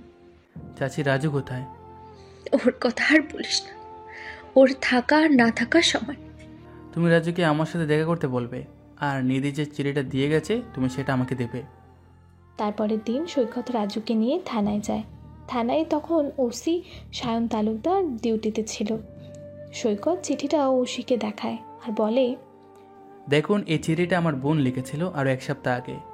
ও বাড়ি থেকে চলে যায়, যার সাথে চলে যায় এখানে তার নাম ছিল। সেই মতো আমার চাচা চাচি ইকবালদের বাড়ি গিয়েছিল, কিন্তু ইকবাল আমার চাচাকে অপমান করে বাড়ি থেকে বের করে দেয়। সেই অপমান সহ্য করতে না পেরে আমার চাচা অসুস্থ হয়ে পড়ে। তারপর আমার চাচা মারা যায়। সেই কারণে আমার বাড়ির লোক থানায় আসতে পারেনি। আপনি অবিলম্বে ওকে জিজ্ঞাসাবাদ করুন আমার বোন কোথায় আছে। সৈকতের কথায় ওসি সায়ন তালুকদার রেগে যায় আর বলে, এই চিঠিটা আপনার বোন লিখেছে, তার প্রমাণ কি?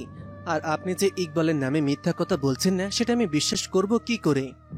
সায়ন তালুকদারের কথায় সৈকত রেগে যায়, তবু মাথা ঠান্ডা করে বলে, আমাদের বাড়ির মেয়ে চলে গেছে, আমরা কি মিথ্যা কথা বলছি?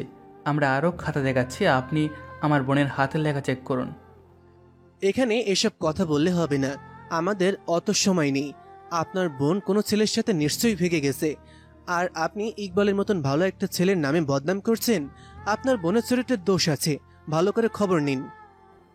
তার মানে আপনারা ব্যবস্থা নেবেন না? না, আমাদের অত সময় নেই, ফালতু ঝামেলা নিয়ে মাথা ঘামাই না। আপনি এখন আসতে পারেন, আর কখনো আমাদের বিরক্ত করবেন না। যদি করেন তাহলে আপনাকে জেলে ঢুকিয়ে দেব, যাতে জীবনে আপনি ছাড়া না পান সেই ব্যবস্থা আমি নিজ দায়িত্বে করব। আপনার নামে কিস করব। তাহলে আপনাদের এটাই শেষ কথা? কতবার বলবো তোকে একটা কথা? সৈকত কিছু না বলে সেখান থেকে চলে আসে।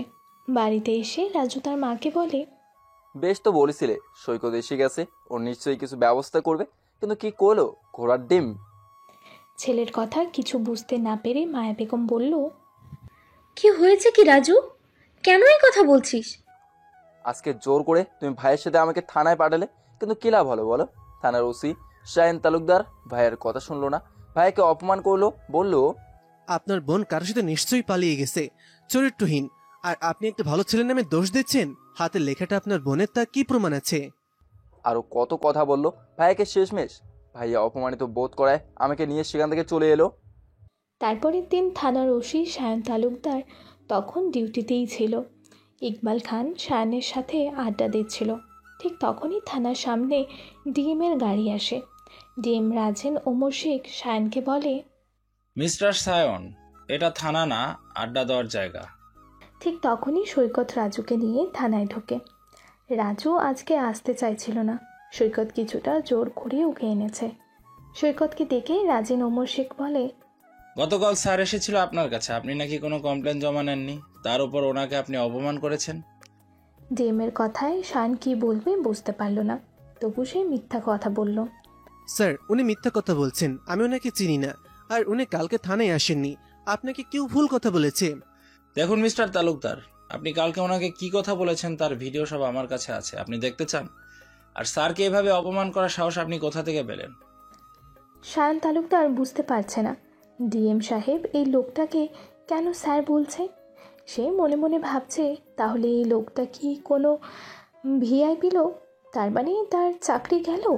শায়ন তালুকদার কিছু বলছে না দেখে রাজেন ওমর শেখ বলল, কি হলো মিস্টার তালুকদার, আমার কথা কি আপনার কানে যাচ্ছে না? আপনি ওনার কমপ্লেন জমা নিন আর খুব দ্রুত ব্যবস্থা নিন। যার বিরুদ্ধে অভিযোগ তাকে জেরা করুন। যদি সে অস্বীকার করে তাহলে 3rd ডিগ্রি দেবেন। মেয়েটাকে যেভাবে হোক বাড়িতে নিয়ে আসতে হবে। মুখোশের আড়ালে শয়তানটাকে খুঁজে বের করতে হবে। রাজেন ওমর শেখের কথা শুনে ইকবাল খানের অবস্থা খারাপ। সে তখন ভয়ে শায়নের দিকে তাকায় আর বলে, আমি এখন আসছি, পরে কথা হবে। ইকবাল খান চলে যেতে উদ্যত হলে সৈকত বলে, আরে কোথায় যাচ্ছেন ইকবাল সাহেব? আমার বোন কোথায় আছে বলে যান। আমি তো এখানে এসে আপনাদের অনেক গুণের কথা শুনলাম, এবার একটু দেখান তার নমুনা। ইকবাল ডিএম স্যারকে উদ্দেশ্য করে বলে, স্যার বিশ্বাস করুন, আমি কিচ্ছু জানি না। আমি তো আপনাকে কিছু বলিনি, তাহলে আপনি কেন কথা বলছেন? তার মানে এসব কাণ্ড আপনি ঘটিয়েছেন, আর আমাদের ওসি সায়ন তালুকদার আপনাকে আড়াল করছে। কত টাকা খেয়েছেন মিস্টার তালুকদার? ডিএম এর কথা শুনে থানার ওসি সায়ন তালুকদার বলে, স্যার, কিসব বলছেন আপনি? আমি কেন টাকা নেব? তাই তো বলছি, এই ভদ্রলোক থানার মধ্যে কি করছে? ইকবাল খান তখন সায়ন তালুকদারের দিকে তাকায়। দুজনেই চোখ নামিয়ে নেয়। সেটা খেয়াল করে ডিএম রাজেন ওমর শেখ বলে, দেখুন মিস্টার তালুকদার আর মিস্টার খান, বিষয়টা এখন তদন্ত চলবে। যে দোষী প্রমাণিত হবে তাকে শাস্তি দেওয়া হবে। আপনি যদি কিছু না করেন তাহলে আপনি নিশ্চিন্ত থাকুন। এরপর দীর্ঘ 10 ঘন্টা ডিএম রাজেন ওমর শেখ ইকবাল খানকে জেরা করে। দীর্ঘ জেরায় সে স্বীকার করতে বাধ্য হয়, নিধি আমার কাছে আছে, ওকে একটা গোপন জায়গায় রেখে দিয়েছি আমি। নিধি আমায় ভালোবাসে, ও আমায় চাপ দিচ্ছিল বিয়ে করার জন্য, কিন্তু নিধিকে আমার পছন্দ নয়। আমি শুধু ওকে ব্যবহার করেছিলাম। আমার একটা বন্ধুর ফ্ল্যাটে ওকে আমি রেখে দিয়েছি। আমার বন্ধু পরিবার নিয়ে জামশেদপুর থাকে, আর ফ্ল্যাটের চাবি আমার কাছে আছে। আমি সেখানে নিয়মিত যাই আর ওর সাথে শারীরিক সম্পর্ক করি। আমি আগে থেকেই বিবাহিত, আমার একটা ছোট্ট বাচ্চা আছে। বউ ঝগড়া করে বাপের বাড়িতে আছে। আমি এসব কথা নিধিকে বলিনি। ওকে আমি আমার রক্ষিতা করে রেখে দিয়েছি। আমি ওকে কখনো ভালোবাসিনি। আমি শুধু ওর সাথে ভালোবাসার নাটক করতাম, আর নিধি বোকা, সে বুঝতে পারেনি। জানোয়ার মেয়েটাকে ভালোবাসিস না, অথচ তাকে তুই ভোগ করেছিস। তোর লজ্জা করছে না? তুই বিবাহিত, আবার এক ছেলের বাবা। তুই জানিস না কোনো মেয়েকে তার ইচ্ছার বিরুদ্ধে ধর্ষণ করলে কি হয়? তোর তো এবার ফাঁসি হবে রে শালা শয়তান। তাড়াতাড়ি বল, মেয়েটাকে কোথায় ধরে রেখেছিস? ইকবাল তার ফ্ল্যাটের ঠিকানা দেয়। রাজেন ওমর শেখ সৈকত আর রাজুকে নিয়ে সেই জায়গায় যায়। দেখে নিধিকে হাত পা বেঁধে ফেলে রেখে দিয়েছে। নিধিকে দেখে সৈকতের খুব কষ্ট হয়। নিধি তখন অজ্ঞান অবস্থায় ছিল। নিধিকে হসপিটালে ভর্তি করা হয়। তাকে মেডিকেল চেক আপ করানো হয়। মেডিকেল চেক আপে একাধিকবার নির্যাতনের চিহ্ন পাওয়া যায়। নিধির খবর পেয়ে তার মা মায়া বেগম সেখানে যায়। সৈকত ডিএম রাজেন শেখকে নিষেধ করে দেয় কোনোভাবে মিডিয়ার কাছে খবরটা যেন না যায়। নিধির জ্ঞান ফিরলে তার পাশে মাকে দেখতে পায়। মাকে জড়িয়ে ধরে কাঁদতে থাকে আর কাঁদতে কাঁদতে বলে, মা, আমি খুব ভুল করেছি। মা, তুমি আমায় ক্ষমা করে দাও। ওই ইকবাল ভালো ছেলে নয়, ও আমাকে নষ্ট করে দিয়েছে। বিয়ের নাম করে ও আমার সাথে নোংরামি করেছে। মা, তোমার কথা আমার শোনা উচিত ছিল, কিন্তু আমার নিজের জেদের জন্যই ক্ষতি হলো। তোমরা কি করে জানলে আমি ওখানে আছি? মায়া বেগম মেয়ের চোখের জল মুছিয়ে দিয়ে বলে, বাড়িতে চল, তোকে সব বলবো আমি। বাড়িতে এলে নিধি তার মাকে বলে, মা, বাবা কোথায়? বাবাকে দেখতে পাচ্ছি না। বাবা নিশ্চয়ই আমার উপর রেগে আছে। মেয়ের মুখ থেকে তার বাবার কথা শুনে মায়া বেগম কেঁদে ফেলে আর বলে, তোর বাবা নেই রে, তোকে খুঁজে পাওয়া যায়নি। আর তোর লেখা চিঠিটা নিয়ে তোর বাবা ইকবালদের বাড়িতে গিয়েছিল। ওরা তোর বাবাকে, ইকবাল অপমান করেছে। এটা সহ্য করতে না পেরে তোর বাবা মারা যায়। বাবা নেই, সব আমার জন্য হয়েছে। আমি যদি ভুলটা না করতাম তাহলে আমার বাবা বেঁচে থাকতো। এতে তোর কোনো দোষ নেই। যা আমাদের ভাগ্যে ছিল তাই হয়েছে। এর জন্য তুই নিজেকে দায়ী করিস না। মায়ের কথা কিছু বুঝতে না পেরে নিধি বলে, আর আর তুই জানিস তোকে আজ কে ফিরিয়ে নিয়ে এলো? কে আবার ফিরিয়ে নিয়ে আসবে? নিশ্চয়ই রাজু। মেয়ের কথা শুনে মায়া বেগম বলল, ওর আর ক্ষমতা কতটুকু? ও কাকে চেনে? সারাদিন তার সাথে মারপিট করে বেড়ায়। ও আর কি করবে? ও করেনি, কিন্তু তোর এক বড় ভাই করেছে। তুই যাকে দেখতে পারতিস না, তুই যাকে বাড়ি থেকে তাড়িয়ে দিয়েছিলি, সেই বড় ভাইয়ের কর্তব্য করেছে তোর বড় ভাই সৈকত। ও যদি আজকে না থাকতো তুই ফিরে আসতিস না।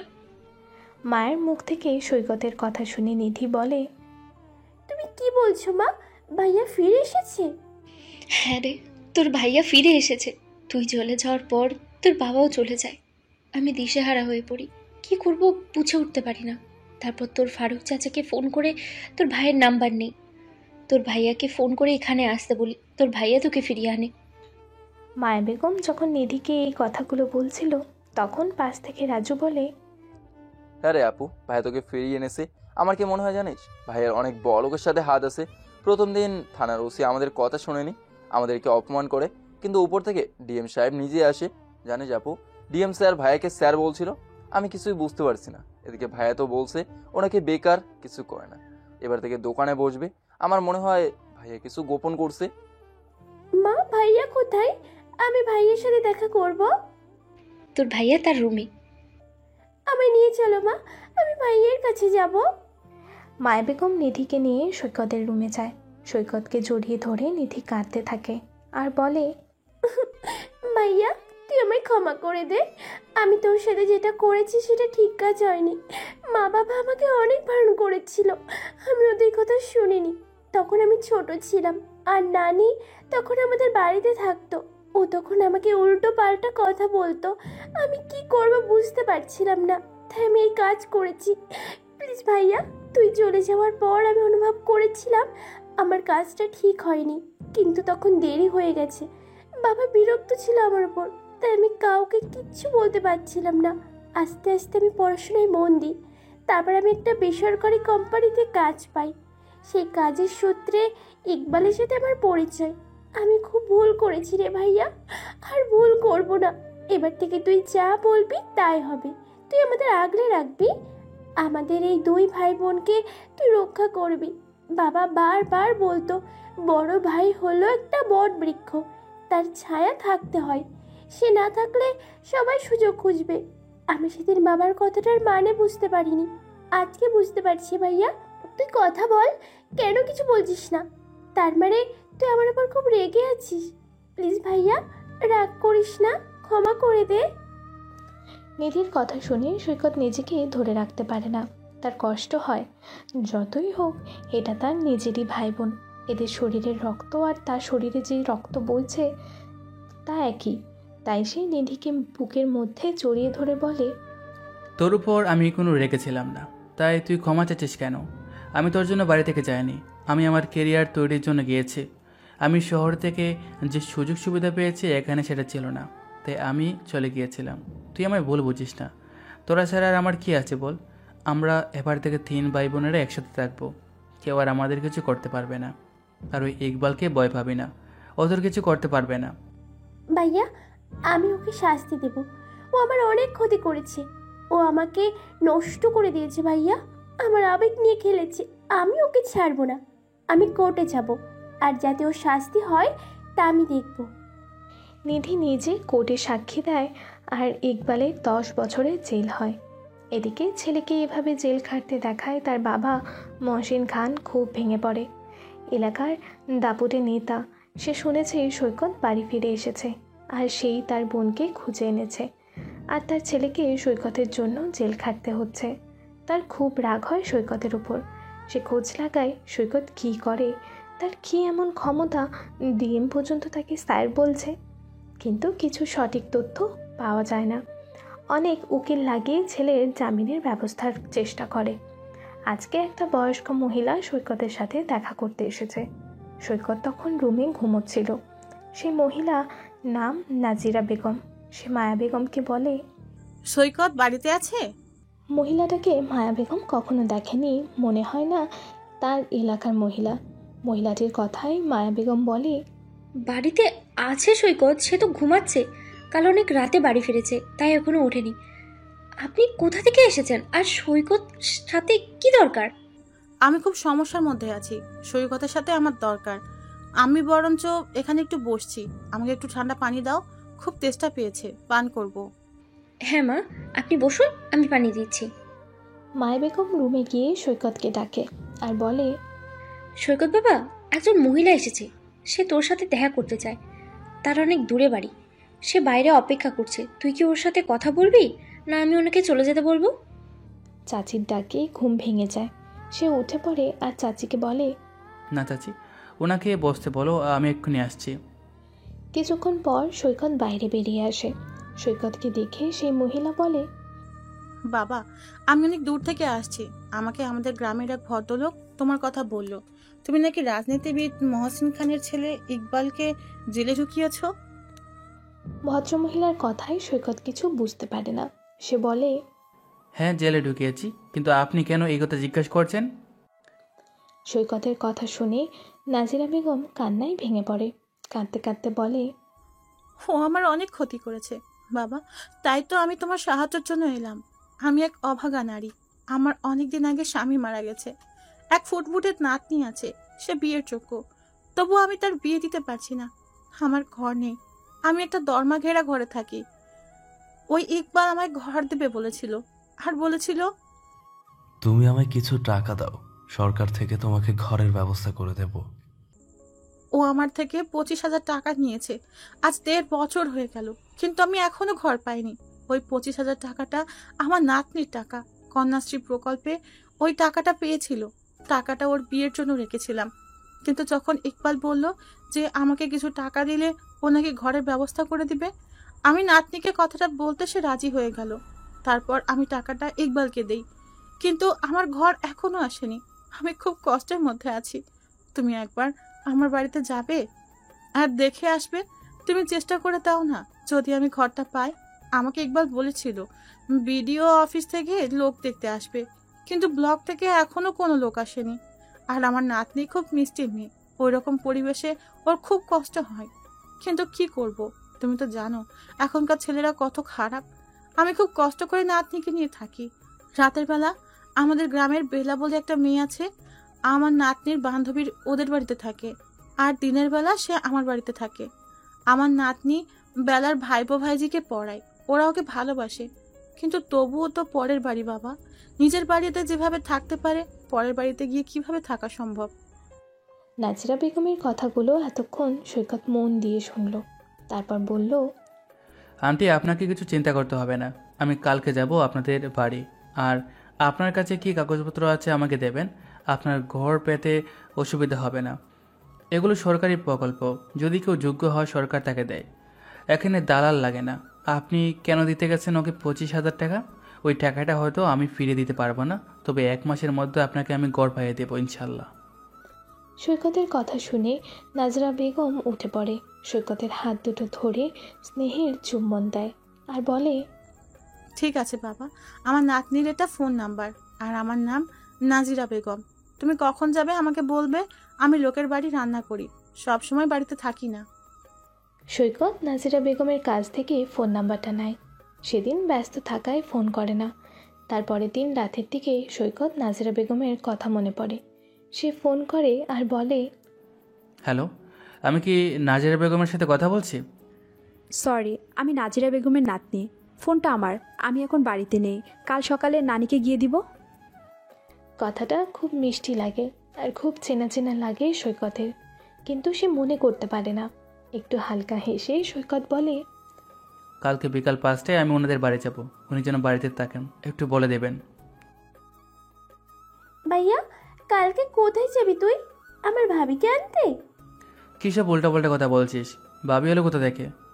না মানে তুই ফোনে বললি কাল বিকালে যাবি, আর ফোনের ওপাশে একটা মিষ্টি কণ্ঠস্বর শুনলাম, সম্ভবত একটা মেয়ের, তাই বলছিলাম মেয়েটা কি আমার ভাবি হয়?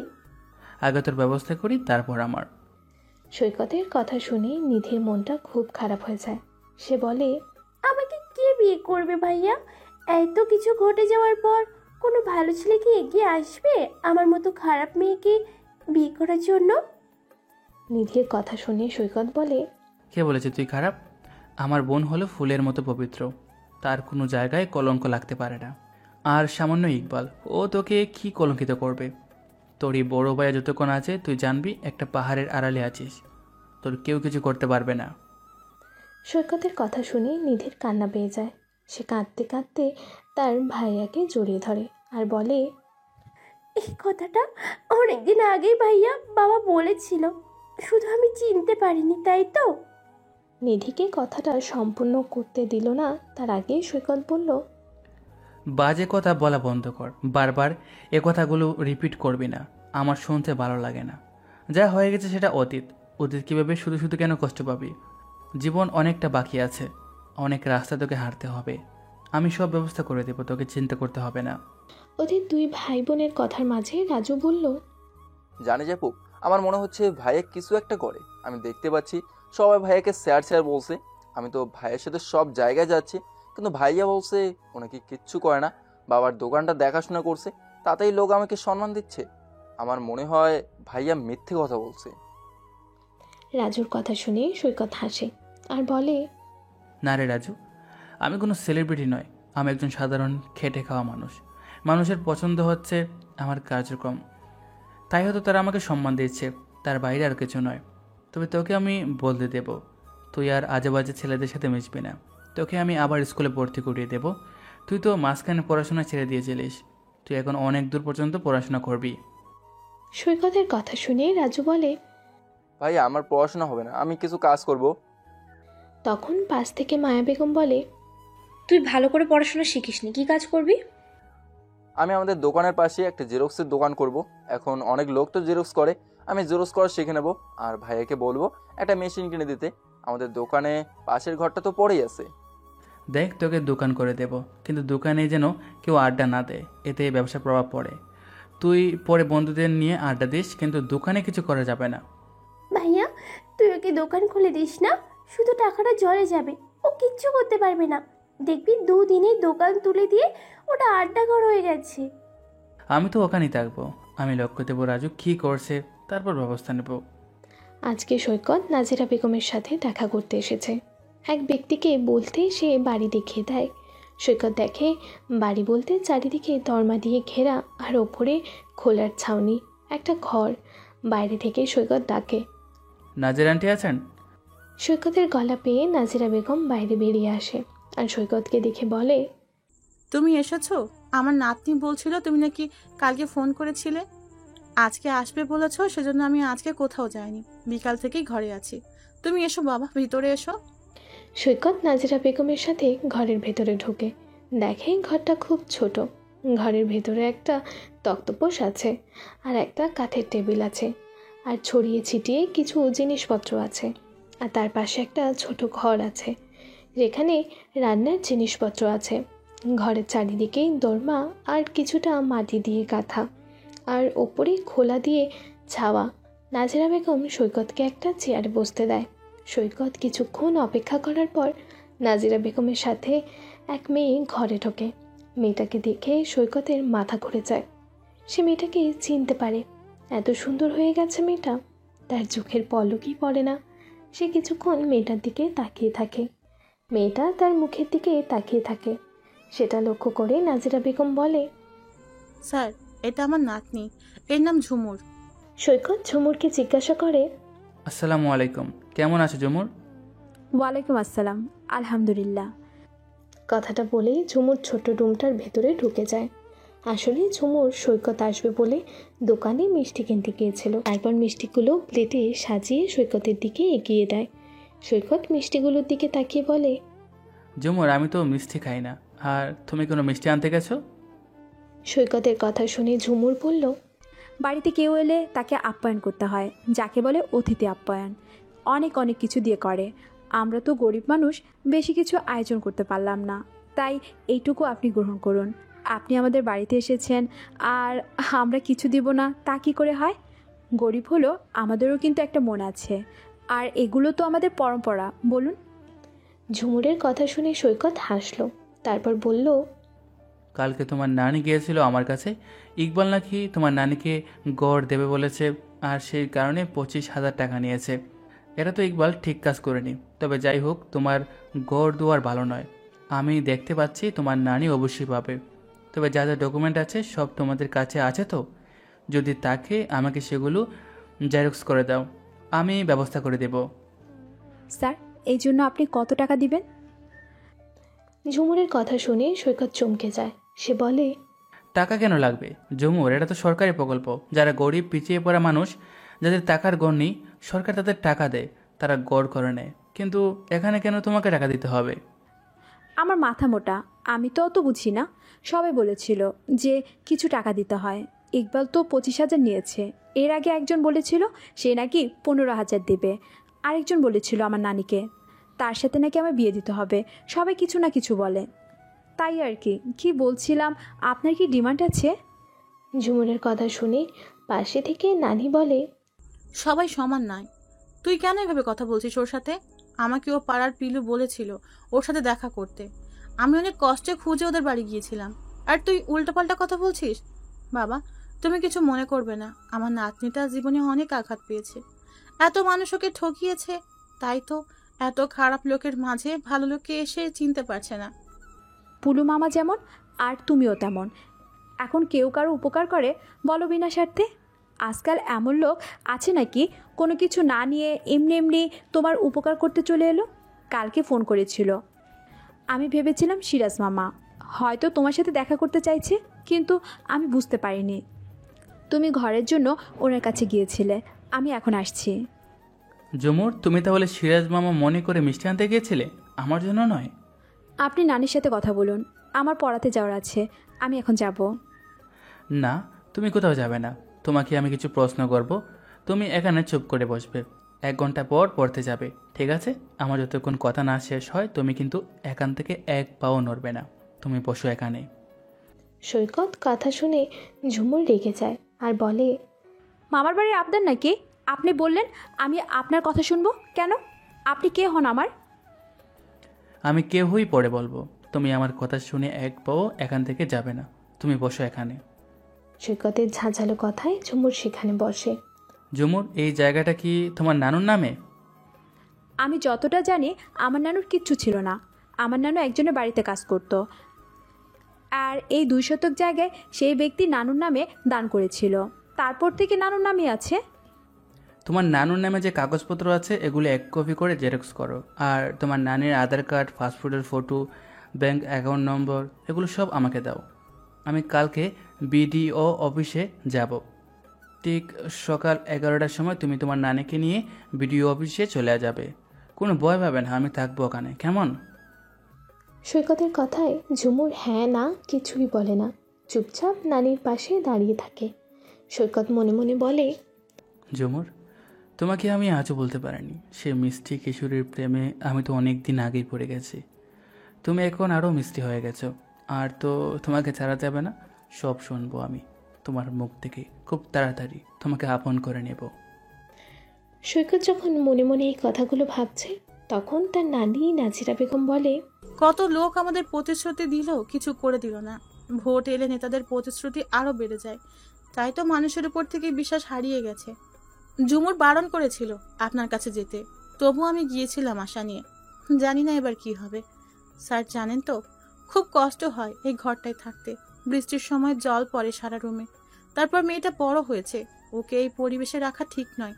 আমার বয়স হয়েছে, আমি নিজের জন্য অত চিন্তা করি না। কিন্তু মেয়েটার জন্য খুব চিন্তা হয়, তাই ওর বান্ধবীদের বাড়িতে থাকে। ওরা ওকে খুব ভালোবাসে, ওদের বাড়িতে বাচ্চাদের পড়ায়, আর রাতে ওর বান্ধবীর কাছে শোয়। মেয়েটার কপাল ভালোই ছিল, কি যে হলো। নানিকে থামিয়ে দিয়ে ঝুমুর বলে, এবার তুমি মুঘল সাম্রাজ্যের ইতিহাস বলো। কে কবে সম্রাট হয়েছে, কার সাথে কার যুদ্ধ হয়েছে, কে যুদ্ধে জয়ী হয়েছে, কে পরাজিত হয়েছে, সব একটার পর একটা খুলে বলো। এ তো এসেছে তোমার উপকার করতে, সবাই চলে গেছে, ওই খালি বাকি ছিল। দেখো, টুপি পরানোর জন্য ওই ব্যক্তি বসে আছে, বুঝলে বুড়ি? আর ব্যাটারি নষ্ট করো না, ব্যাটারির তো অনেক দাম বেড়ে গেছে। নিজের আত্মসম্মান নিজের কাছে রেখে দাও, অন্যের কাছে বিলিয়ে দিও না। ঝুমুরের কথাগুলো শুনে সৈকত বুঝতে পারে ওর ভেতরেই নিশ্চয় কোনো কষ্ট আছে। যাই হোক, পরে সব জেনে নেবে। সে তখন উঠে পড়ে আর নানিকে উদ্দেশ্য করে বলে, নানি, আজকে আমার একটু কাজ আছে, আমি চলে যাচ্ছি। আগে আপনার কাজটা করে দিই, তারপর এসে একদিন মিষ্টিমুখ করব। আর একটা কথা, আমি আপনার থেকে অনেক ছোট, আমাকে তুমি করে বলবে, আর স্যার বলবে না। কেন স্যার? বললে কি হবে? তোমাকে বলবো কেন? অসুবিধা আছে তাই বললাম। কথাটা বলে সৈকত নাজেরা বেগমের থেকে বিদায় নিয়ে ঝুমুরের কানে কানে বলে, কই গো, শুনছো? কথাটা শুনে ঝুমুর চমকে যায়। সে সৈকতের দিকে তাকিয়ে থাকে। সৈকত চোখ টিপ দিয়ে সেখান থেকে চলে যায় আর যাবার সময় বলে, কাল দেখা হচ্ছে।